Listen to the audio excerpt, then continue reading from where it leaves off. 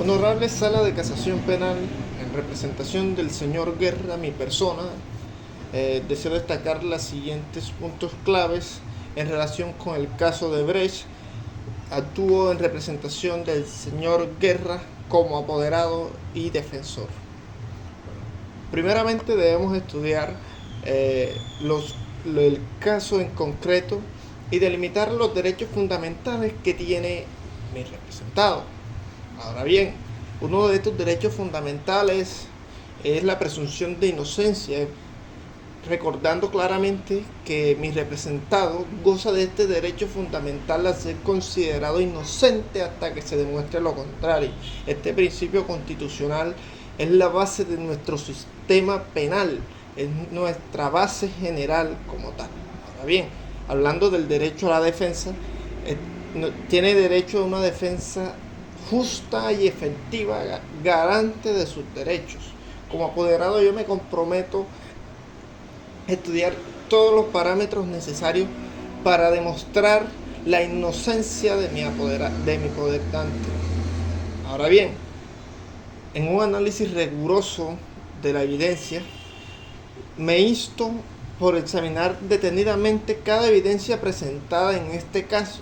Es crucial que se analice objetivamente y rigurosamente todos los testimonios, documentos y pruebas forenses para determinar la verdad de los hechos.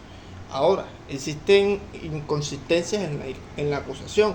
Es importante señalar que la acusación contra el señor Guerra contiene ciertas inconsistencias o lagunas que deben ser llenadas de alguna manera, pero ahí entra a resurgir esa presunción de inocencia, ese derecho fundamental al debido proceso. Ahí entra, señor juez, usted a estudiar ese grado de certeza a partir de los elementos materiales probatorios, la evidencia física de las pruebas obtenidas legalmente, para determinar si existe o no existe una relación en el caso en concreto. Ahora, para argumentar esto, puedo decir que se han presentado o existen una ausencia de pruebas directas que permiten decir que los delitos que se le acusa se basan principalmente en testimonios y no en pruebas tangibles que respalden las afirmaciones de la Fiscalía. Ahora bien, existe un contexto político y posiblemente presiones externas, que es lo que ha delimitado para que al acusado se le atribuyan ciertos delitos. Ahora, existe ese contexto político que genera unas presiones externas, los cuales pueden viciar este proceso judicial.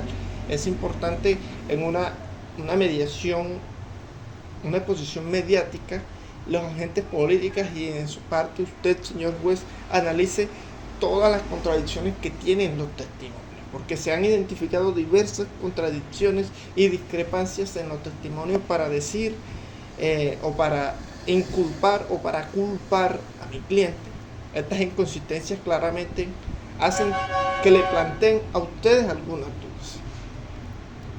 Claramente usted, para proferir una sentencia condenatoria, debe tener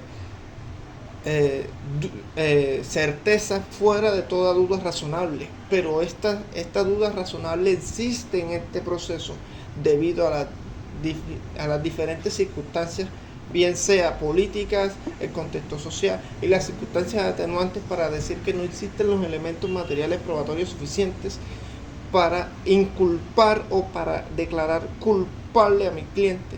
Existe un principio, el principio de proporcionalidad de la pena.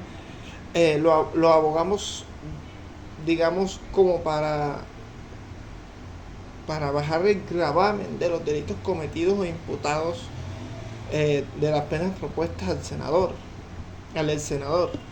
La falta de coherencia en las acusaciones permite decir que pues tratan de inculparlo o tratan de echarle toda la culpa, mientras que los verdaderos actores están libres y sin ninguna investigación.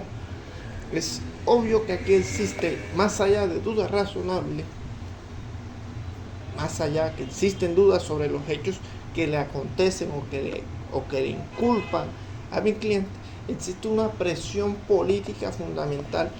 Por ello, en representación de él, la víctima en este caso, solicitamos la preclusión de la acción penal. Solicitamos, señor juez, que se archive la investigación y por tanto solicitamos que examine determinadamente las evidencias que presenta tanto la Fiscalía como nosotros para que evidencie verdaderamente que no existen las suficientes pruebas como para condenar a mi cliente.